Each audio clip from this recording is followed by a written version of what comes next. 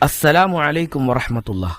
പ്രിയമുള്ളവരെ, വെറും ഒരു ഗ്ലാസ് വെള്ളവും പരിശുദ്ധ ഖുർആനിലെ ഒരു ആയത്തും ഉപയോഗിച്ച് നിങ്ങളുടെ എല്ലാ കടങ്ങളും വീട്ടാൻ കഴിയുമെന്ന് പറഞ്ഞാൽ നിങ്ങൾ വിശ്വസിക്കുമോ?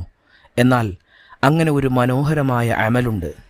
ഈ അമൽ ചെയ്താൽ എത്രയും പെട്ടെന്ന് തന്നെ നിങ്ങളുടെ എല്ലാ കടങ്ങളും വീടി മാനസിക സമാധാനം നിങ്ങളിലേക്ക് എത്തിച്ചേരും. പ്രിയ സഹോദരങ്ങളെ, കടം കാരണം ഉറക്കം നഷ്ടപ്പെട്ട എത്രയോ രാത്രികൾ നമുക്കുണ്ടാകാം. ആരോടും പറയാൻ വയ്യാത്ത സങ്കടങ്ങളും ആർക്കും പരിഹരിക്കാൻ കഴിയാത്ത സാമ്പത്തിക പ്രതിസന്ധികളും നമ്മെ തളർത്തിയിട്ടില്ലേ? എങ്കിൽ കേട്ടോളൂ, ലോകം മുഴുവൻ കൈവിട്ടാലും നമ്മെ കൈവിടാത്ത ഒരു ശക്തിയുണ്ട്. ആ ശക്തിയുടെ കലാം ഉപയോഗിച്ച് നമ്മുടെ ജീവിതത്തിലെ ഇരുട്ടകറ്റാൻ ഒരു വഴിയുണ്ട്. വെറും 7 ദിവസം കൊണ്ട് നിങ്ങളുടെ ജീവിതത്തിൽ വലിയ മാറ്റങ്ങൾ കൊണ്ടുവരാൻ സാധിക്കുന്ന ഒരു പുണ്യകർമ്മത്തെക്കുറിച്ചാണ് ഞാൻ ഇന്ന് നിങ്ങൾക്ക് പറഞ്ഞു തരുന്നത്.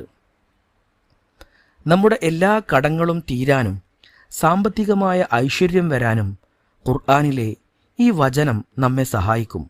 ഇതിനായി നിങ്ങൾ ചെയ്യേണ്ടത് വളരെ ലളിതമായ കാര്യങ്ങളാണ്.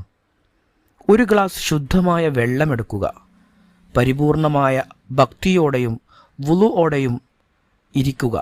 അതിനുശേഷം ഖുർആനിലെ ഈ ആയത്ത് 101 തവണ ആ വെള്ളത്തിലേക്ക് നോക്കി പാരായണം ചെയ്യുക. സൂറത്തു ആലു ഇമ്രാനിലെ 26-ാം വചനത്തിലെ ഒരു ഭാഗമാണിത്. ഖുലില്ലാഹുമ്മ മാലിക്കൽ മുൽക്കി തുഅ്തിൽ മുൽക മൻ തശാ.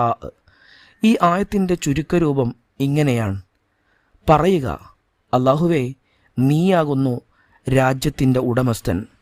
നീ ഉദ്ദേശിക്കുന്നവർക്ക് നീ രാജാധികാരം നൽകുന്നു. ഈ പവിത്രമായ വചനം 101 തവണ ആവർത്തിച്ചു ചൊല്ലുക. ഓതിക്കഴിഞ്ഞാൽ ആ ഗ്ലാസ്സിലെ വെള്ളത്തിലേക്ക് പതുക്കെ ഊതുക. അള്ളാഹുവിലുള്ള അടിയുറച്ച വിശ്വാസത്തോടെ ആ വെള്ളം കുടിക്കുക.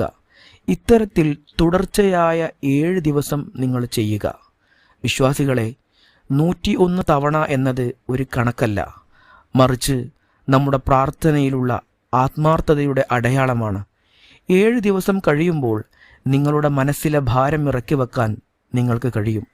കടങ്ങൾ വീട്ടാനുള്ള അത്ഭുതകരമായ വഴികൾ അള്ളാഹു നിങ്ങൾക്ക് മുന്നിൽ തുറന്നു തരുന്നതും നിങ്ങൾക്ക് കാണാൻ കഴിയും.